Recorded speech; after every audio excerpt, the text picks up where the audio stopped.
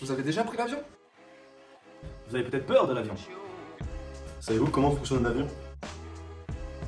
Et que vont-ils devenir? Pourrons-nous reprendre l'avion un jour comme avant? Toutes ces questions restent sans réponse. Mais ne vous inquiétez pas, je suis là. Moi aussi je suis là. Moi aussi. Pour ceux qui ont peur de l'avion, ne vous inquiétez pas, cette vidéo est aviophobique friendly. Oui, c'est comme ça qu'on appelle les gens qui ont peur de l'avion. Déjà, savez-vous seulement d'où vient l'aviation civile, son histoire, ses ratés, les petites anecdotes?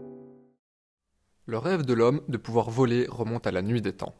Les premières tentatives ont été réalisées durant l'Antiquité. Je suppose que vous connaissez tous les légendes d'Icare, ou bien les différents prototypes de Leonardo de Vinci. Mais comme on est là pour parler aviation civile, on va faire un petit skip dans le temps. L'aviation civile prend son essor entre deux petits événements que vous devriez tous connaître, et oui, ce sont les deux guerres mondiales. En fait, il a fallu trouver une nouvelle utilité à tous ces avions de guerre, ils ont donc été utilisés dans le civil.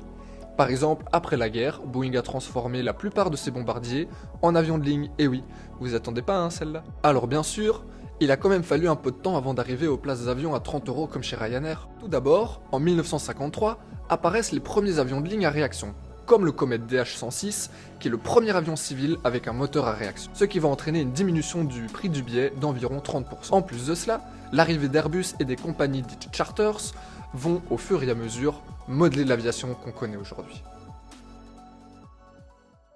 Maintenant que c'est top concernant les prémices de notre aviation, savez-vous comment on arrive à faire tenir tout ça en place? Eh bien, c'est un système économique très complexe, plus fragile qu'on pourrait le penser.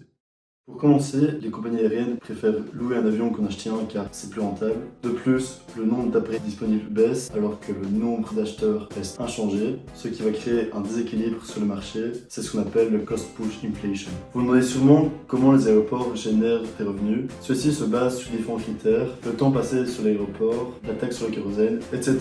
Vous comprenez donc que moins il y a d'avions sur les tarmacs, moins il y aura de revenus. Maintenant, parlons Covid. Les compagnies aériennes ont-elles réussi à limiter la casse? Malheureusement, non. Les avions sont restés écroués au sol un trop long moment. En guise d'exemple, le nombre de passagers du secteur aérien est passé de 1,8 milliard en 2020 contre 4,5 milliards en 2019, ce qui représente une perte colossale. On sera tous d'accord pour dire que prendre l'avion aujourd'hui est beaucoup plus facile qu'il y a 2000 ans, voire même qu'il y a 10 ans. Mais au final, l'aviation n'a pas tant évolué que ça depuis le début du siècle. Vous avez sûrement entendu parler des manifestations pour le climat. Pas sûr que l'aviation soit irréprochable au niveau environnemental par exemple. Mais ce ne sont pas les seuls problèmes auxquels ils vont devoir faire face. Comme on sait déjà tous, le réchauffement climatique va être au cœur des pensées pour ces prochaines années. Mais ce n'est pas le seul problème auquel va faire face l'aviation civile. Il y a par exemple l'épuisement des ressources fossiles. Parce que oui, les avions volent au kérosène, et le kérosène vient du pétrole. Il y a aussi l'augmentation des nouvelles technologies, ou encore l'augmentation des populations, et donc du nombre de voyageurs, et donc du nombre de voyages. Oui, ok, merci, je crois qu'on a compris. Bon, après mûre réflexion au sein de notre équipe d'experts, nous sommes arrivés à plusieurs résultats pertinents. Mais attention, dans notre recherche de LA solution, nous avons trouvé celle qui plaira à notre poteau Elon. Si je vous parle de la mobilité de demain, à quoi pensez-vous? L'électrique évidemment, comme ça paraît simple. Un avion, un moteur, et la solution est toute trouvée. Malheureusement, ce n'est pas si simple. Et spoiler alerte, ça ne fonctionnera pas. Mais voilà, mais c'était sûr en fait! C'était sûr! Entre le poids ou la taille des batteries, l'autonomie, la place à bord, ou rien que la recharge. Vous imaginez s'il fallait recharger chaque avion entre chaque vol, comme on recharge nos voitures aujourd'hui? Non, je ne crois pas, non. Bon, bah, merci de nous avoir fait perdre notre temps. On passerait pas à la vraie solution? Quelqu'un? Excusez-moi, j'ai peut-être quelque chose pour vous. Vous connaissez la NASA? Oui, tout à fait, la petite start-up. Mais ils ont eu la merveilleuse idée d'imaginer l'avion du futur.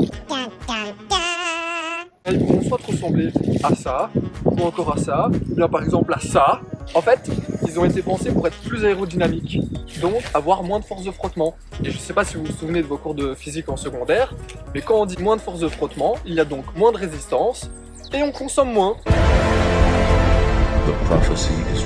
Petit plus, ces avions aérodynamiques, on leur a rajouté un moteur à hydrogène, et ce moteur a plein d'avantages. Premièrement, il est plus léger que le moteur classique, il a une meilleure autonomie que le moteur électrique, il a aucune pollution sonore, et ça, c'est pour vous les Bruxellois. En plus de ça, faire le plein d'hydrogène, c'est comme remplir son réservoir d'essence. Et enfin, l'hydrogène, il est créé à partir de l'électrolyse de l'eau.